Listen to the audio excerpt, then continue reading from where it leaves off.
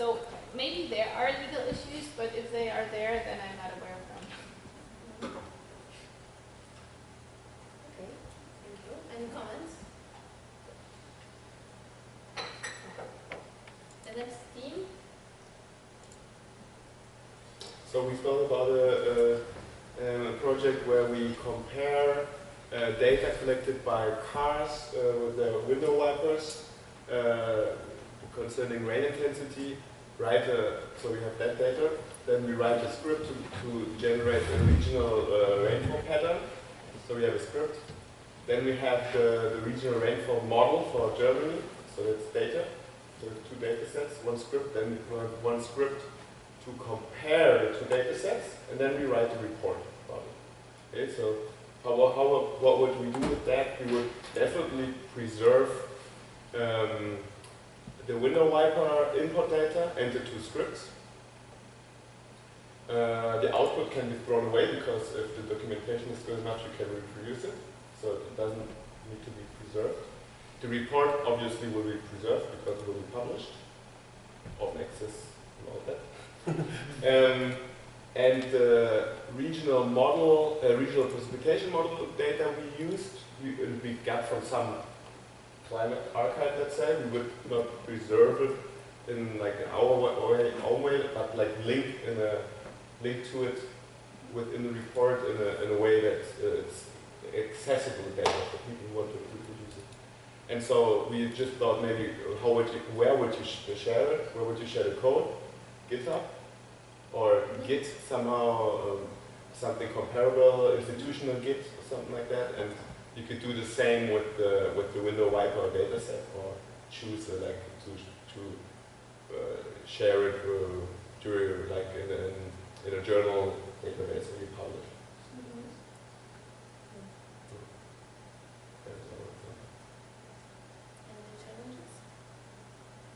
None? No. No, it's pretty easy. The objective of this exercise is to put you for a while in a situation when you have to think about data creation and preservation, and to share different point of view. Just very simply exercise. Any other themes? So, quite side one more comment for if it's publishable or not. So, the case is we have some geological data which are coming from literature mainly, which is based on literature, say, from the 50s to present day, from which where we store this data in a SQL, for instance, a database. And then we use these kind of data. So the data imaging story is a part of our project. And so we store this data and use these to infer or to demonstrate some modeling. For instance, if we have geological data or sea level indicators, we want to reconstruct the sea level variation over the last 20,000 years regionally. So the question is now we have with our project ready. What shall we do with these data which we used to infer or to improve our model? Because this data is based on some other databases maybe, which we collected, called by my geological friend, and he provided us with additional data on this point. And we put everything in a very easily accessible database.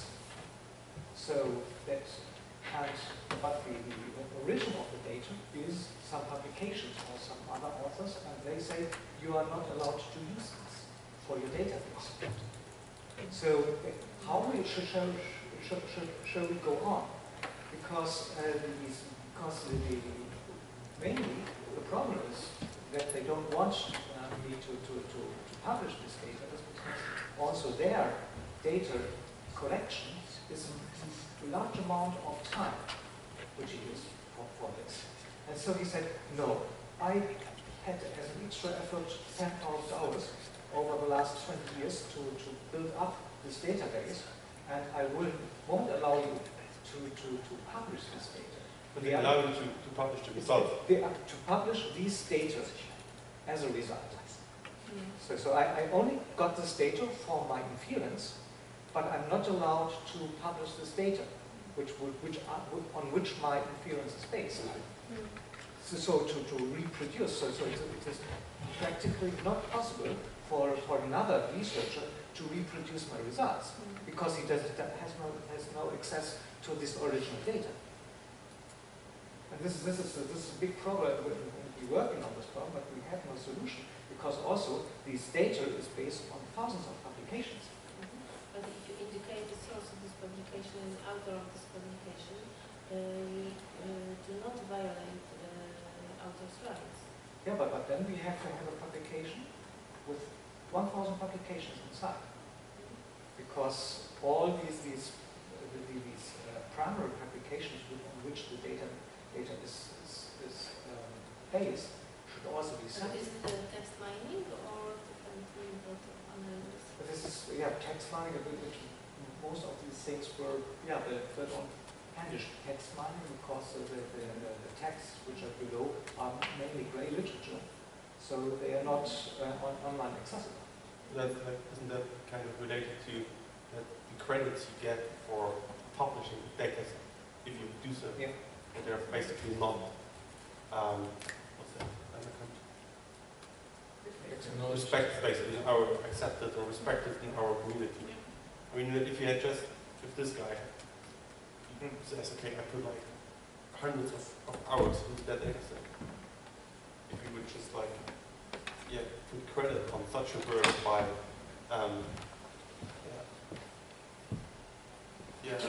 I'll say,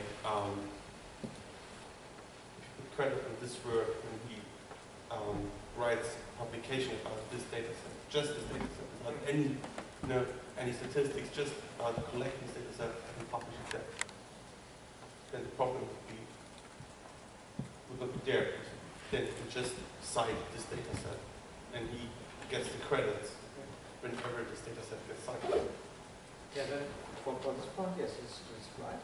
But then he has also when it comes to others who want to bring their data also in such a database, because they have the concern that their credit for this specific data point which they put into will be lost afterwards because here they say, all the authors which are using then this database, they will cite this database. And they won't cite all the authors which are providing their data to this database. And I don't know if there are existing already accepted schemes, and especially for data, that you can upload thousands of references to a specific database, to a specific data set. Recently, the European Commission initiated a project devoted to text mining. The objective of this project is to create a map of challenges connected with data mining in science, and the intention is to find a solution to such challenges, but it's, as I told you, it's recently initiated, so we can expect concrete results in a few years.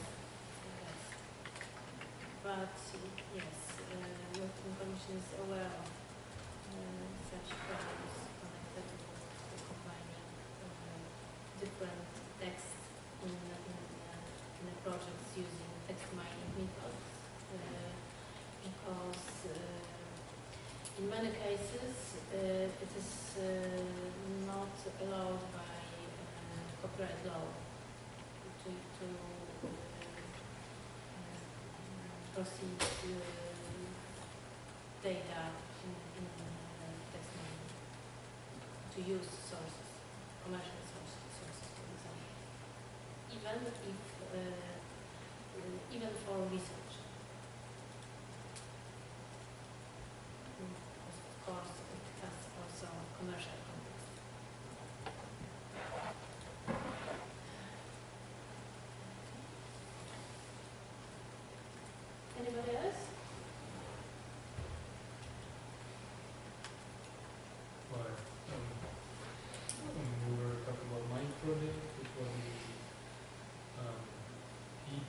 with the heat provision thing on campus. And the data we have is some weather data from external sources. I'm not quite sure where they're from, because that's the other project partner's task. We have the quiet data measured on campus, the consumption, and we have our code mainly, and simulation results that were generated. So what we store is the code. Obviously, it's on a Git repository, so that's documented partly. That's inherent to the math that we do. We store, of course, the quiet data, and of course any publications that are derived from that. Probably. I will be sharing the data.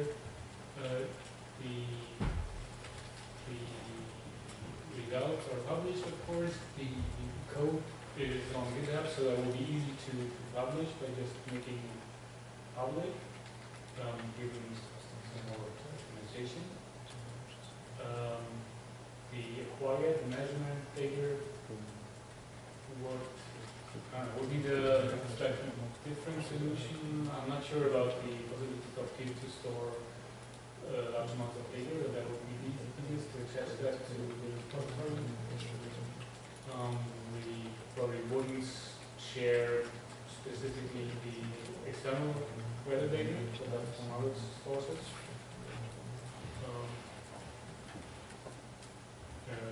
Yeah, that's it. Because we don't share that external data, there will be other issues with that.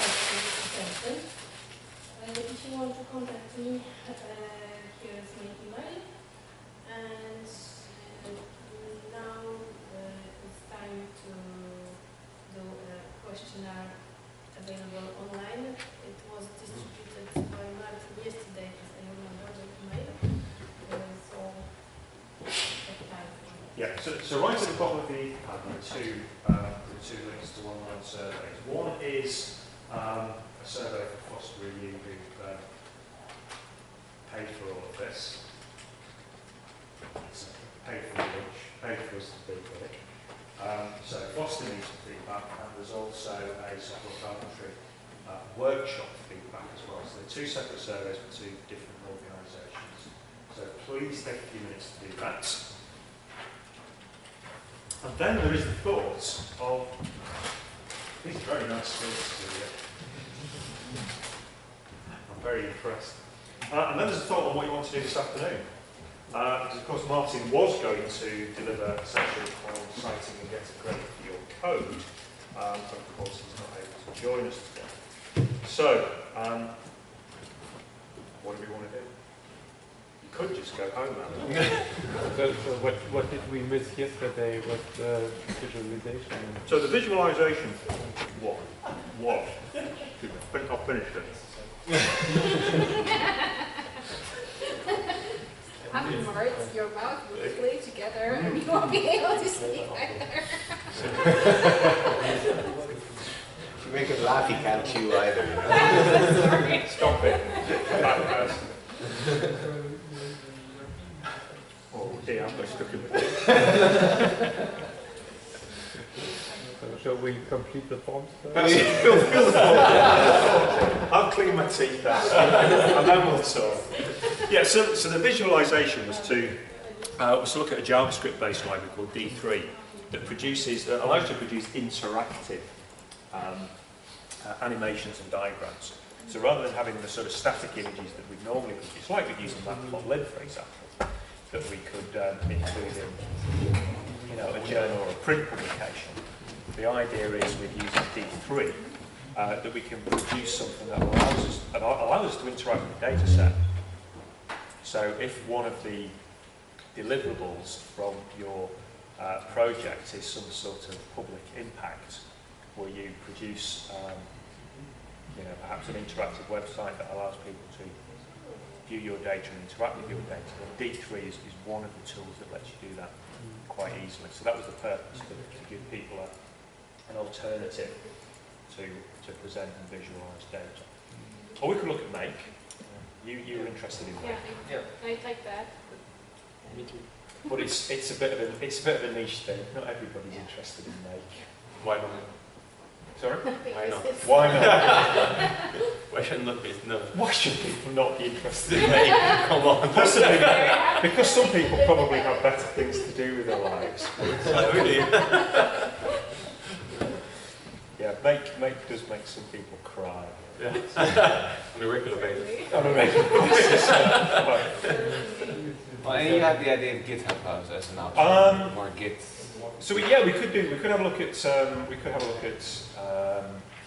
a bit more version control and remote version control. I could even put together something similar, I think, to what Martin had planned, which is how we can license our code, make releases, and get DOIs for it. So Lydia's talked a lot about data, and some of the sites that we can use to make available small data sets. Have you come across Figshare? Figshare, F-I-G-S-H-A-R-E.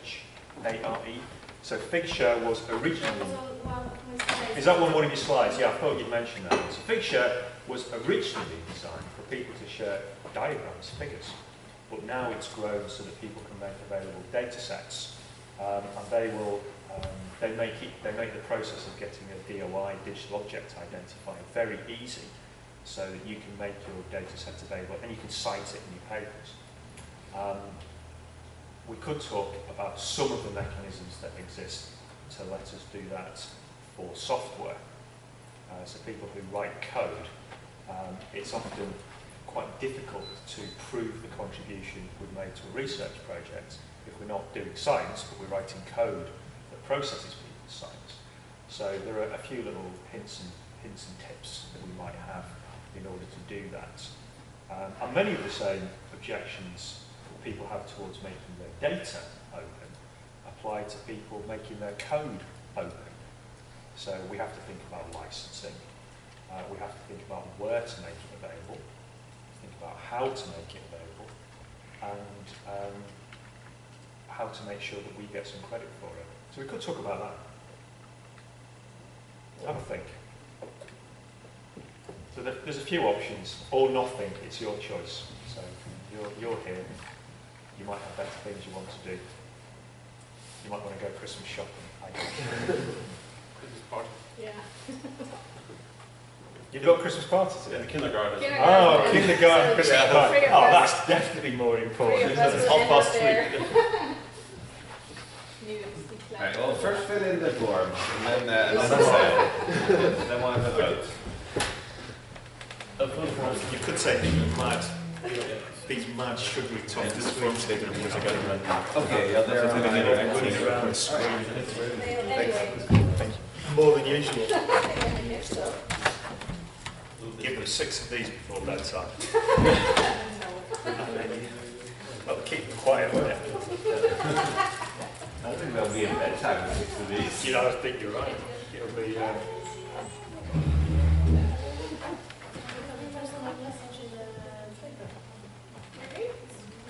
but then it's in Polish, right? Next one is waiting. Oh, there we go.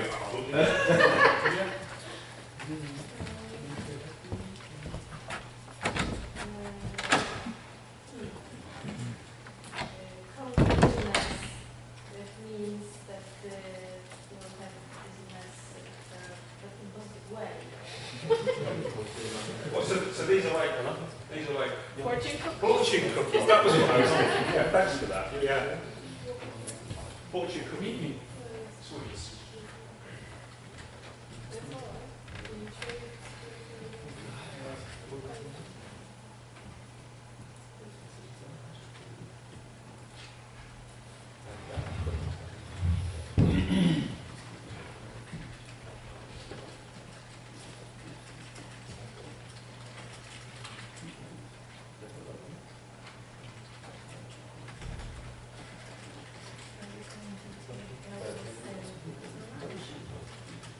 Not necessarily. I think about 3-ish.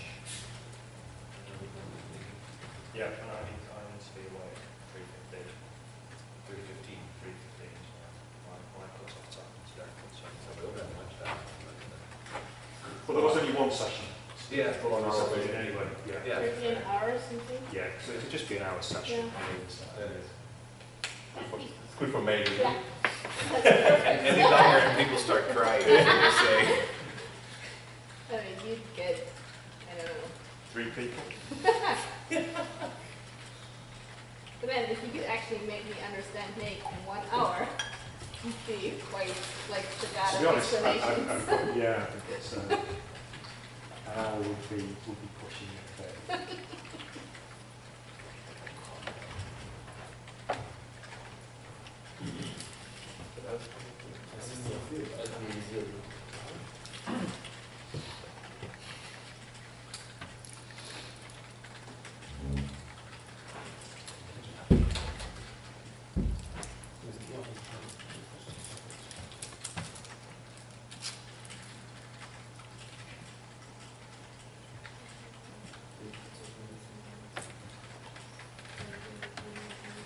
Well, isn't that the second one we have done before, isn't it? What's right? No, it gets different somewhat later on, just in the start where it's the same thing. Yes, so Yeah. the survey is you know, it does ask you to repeat yourself. It asks, it's almost saying, what could you do and what do you think you can do now? It's the basic idea. Blame it on the Americans, it's their survey. No, they need the before and after data to see what the difference is would make. In the descriptions and in the choosing one, yeah. Before and after. Yeah, of course. No, I think it's fair data. Gathering. I think so too. That's why I put this paper. Just like that you kind of say, all the self-evaluation, like how good am I at this or am I at that, because it's completely useless. It's far too subjective, isn't it? Because everybody's an expert or everybody doesn't know anything. And then not more than he thought and all that. I mean, it's quite hard to evaluate yourself with that. Yeah, Greg, he was at some point telling this example of a woman who was like a professional database administrator. When asked in one of these surveys, like, what is your level of knowledge of SQL? She should put it 3. Because you didn't know absolutely everything about databases.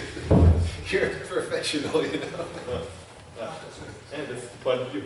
And it's because the more you learn, the more you realise you don't know. Yeah. Exactly. That's it. So that's The other example is someone who considered themselves an expert on Unix, even though they'd never opened a shell. But they had a Mac.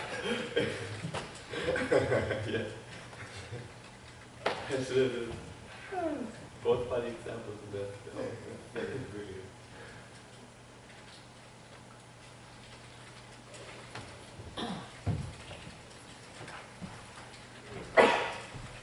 I suppose the other thing to say is that if people like this idea of software carpentry and either want to become a software carpentry instructor themselves and help run and administer workshops like this one, perhaps at your own university, other university or research institutes or other places in Europe, then I'm sure we'd like to talk about that later on. Or if you'd like to host one of these, if perhaps you're visiting Potsdam from elsewhere and you think some of your colleagues might find this useful, then that's something that we're quite keen to talk about as well.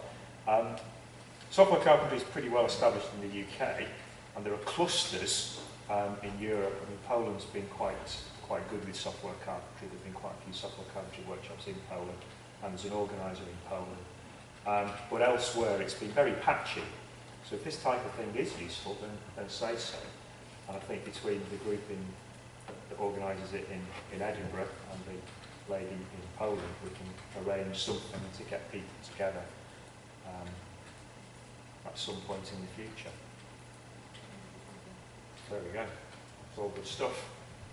There's also in France a couple of very active people. And I think there are a couple of people in Spain now as well. I think a couple of people got trained up in November. So, like I say, there are little clusters. I don't know whether there's very much. I don't know whether there's very much in Germany. Not very much yet. No.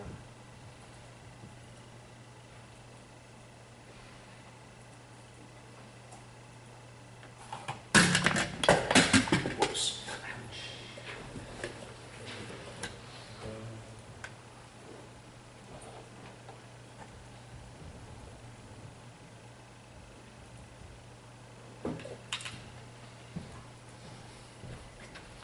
Oh, well, I guess as well, before people leave, I'm sure Martin probably wants his badge holders back, I would have thought. No! You want to keep it? I think a certificate I think you can keep your little name tag. Right. But these, well, I think a plastic thing might probably needs back. So this was probably the most expensive thing for the day. So these can be reused. So we need these back, I guess. I don't think so. I would say so. Yeah. I think Andrea will probably ask for these. You can keep the card, Daniel. In case you forget your name. In case you forget your name on the way home. Come on, Edwin. Take your sticker home with you. I can't remember my name, thanks. It's a memento. You should take it in a memento with your first look. I guess that is true. Yeah, I guess that is true.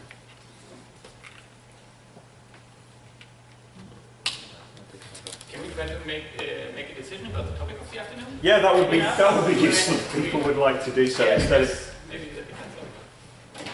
So what topics did we have? So what did we say? We could talk about make. Make.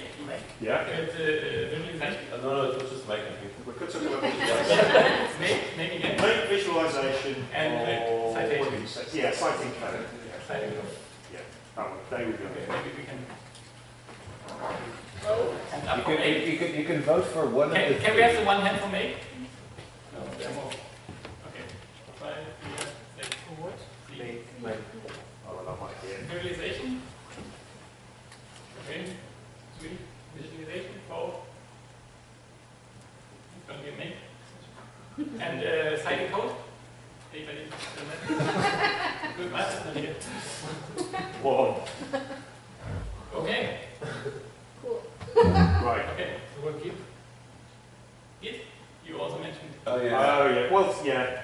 Well, I don't think we've many people. Well, we've not got many people left, have we? So we can talk about make. We'll talk about make. Make it. So you would be for. Okay. 3. Forgive and not make them.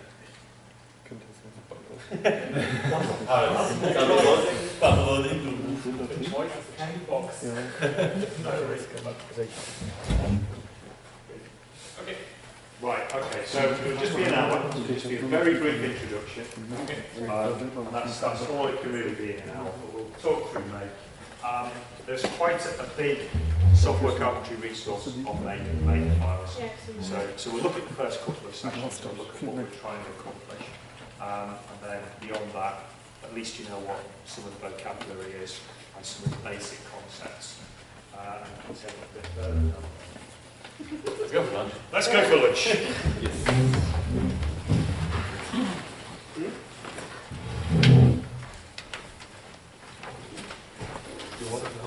Sean.